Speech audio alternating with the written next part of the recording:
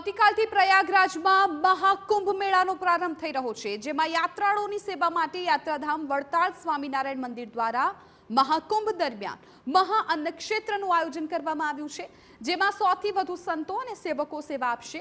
મહાકુંભ 13 જાન્યુઆરીથી 26 ફેબ્રુઆરી સુધી ચાલશે, જેમાં કરોડો ભક્તો મહાકુંભમાં આવશે, જેથી રસોઈ માટેના રોટી બનાવવાના મશીન સહિતની આધુનિક મશીનરી પ્રયાગરાજ ખાતે પહોંચાડી દેવામાં આવી છે। દરરોજ સવાર સાંજ ભાવિક ભક્તોને શુદ્ધ ભોજન પીરસવામાં આવશે।